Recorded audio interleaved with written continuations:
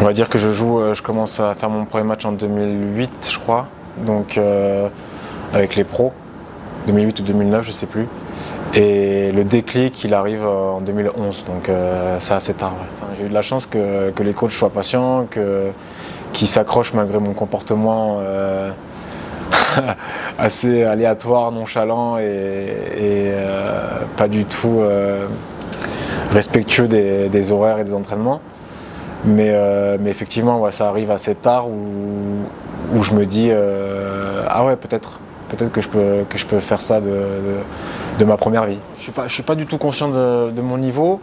Et pour tout te dire, par exemple, quand j'arrive moi à Clermont, il n'y a pas grand monde qui me connaît forcément. Et je ressemble à rien physiquement parce que je suis un gros poteau tout mou, plein de gras, mais qui arrive à aller vite, etc. Donc c'était assez bizarre. Mais vu qu'ils me connaissaient pas, en fait, les mecs, et ben, tu vois, j'avais des phrases du style, mais toi, je suis sûr, de toute façon, t'es pas très fort, ou toi, je suis sûr, tu peux pas faire ça, etc., etc.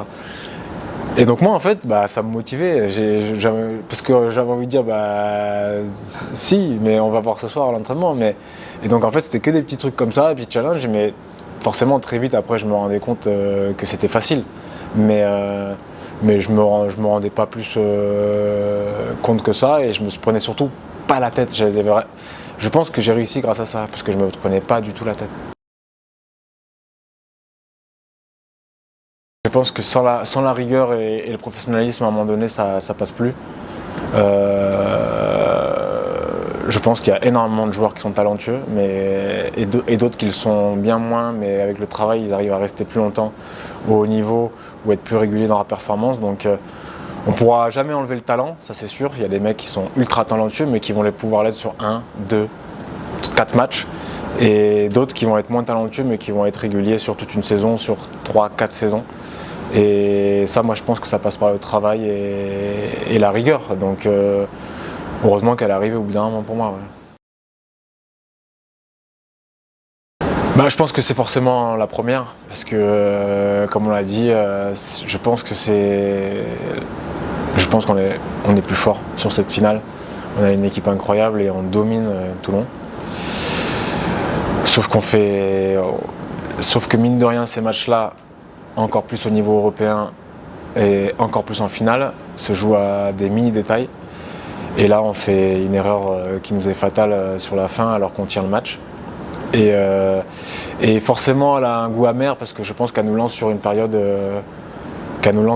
après où le rugby européen, il peut être clermontois, clairement. Et au lieu de ça, on est toujours à la recherche d'attraper la première. Et c'est pas du tout la même pression, c'est pas du tout la même mentalité quand on est comme ça. Et si on prend un peu de recul et qu'on regarde ça d'un côté logique par rapport à ce que je viens de dire, bah, Toulon il gagne du coup cette finale contre nous. Et le rugby européen appartient à Toulon pendant 3-4 années. Donc je suis persuadé de ça. Et forcément ça restera amer, sachant que Vern nous avait quand même inculqué des valeurs sur cette Coupe d'Europe très fortes. Et c'était important pour nous de l'offrir aux supporters et avoir arrêté sans avoir pu réussir cet objectif-là, c'est une grosse déception de ma carrière. Ouais. C'est juste qu'en fait, toute l'année, on joue d'une certaine manière. On avait un peu ce défaut-là, peut-être à l'époque.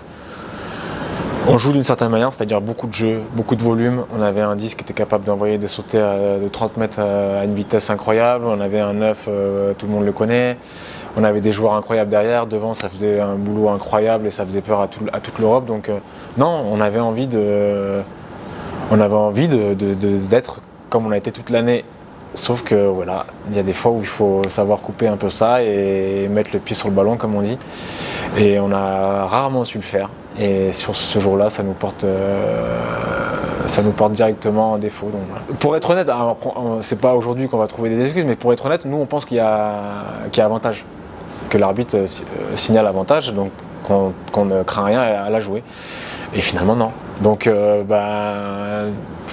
on en parle sans en parler, quoi. Voilà, on essaye de le mettre un peu de côté parce qu'à chaque fois que tu en parles, c'est spécial. Là où ça a été impossible à gérer, pour moi, c'est après l'essai en 2013 en Angleterre, où là ça a été très compliqué à gérer parce que les attentes étaient je ne vais pas dire insurmontables parce que c'est pas tout le monde non plus, mais ça a été très dur à gérer pour moi parce que j'ai pu faire des matchs bien meilleurs, mais vraiment beaucoup de matchs bien meilleurs que celui que j'ai pu faire contre l'Angleterre, mais ça n'allait jamais parce qu'il n'y avait pas ça. Et donc gérer ça toute ma carrière, parce que mine de rien 2013 ça fait longtemps, hein. Gérer ça toute ma carrière, ouais, ça a été compliqué. Ouais. C'est quelque chose d'incroyable, mais en fait c'est une action. Et comme je te l'ai dit, je suis sorti de match tellement fier de moi. Et ensuite, on en parlait avec des gens, ou avec les supporters, ou avec des joueurs, etc. Et c'était comme si tu avais fait un match de mini poussin. Donc j'avais du mal à... Et même là où ça a été le plus dur à gérer, c'est avec les journalistes. Donc forcément, tu sais plus te jauger, tu sais plus ce qui est attendu, tu sais plus et tu es perdu. Et donc en fait, tu cherches des solutions parce que moi, quand j'ai fait le rugby, c'était pour donner aux gens et me faire plaisir. Et donc là, tu n'arrives plus à donner aux gens, donc tu n'arrives plus à te faire plaisir. Et donc ça a été compliqué à gérer. Ouais.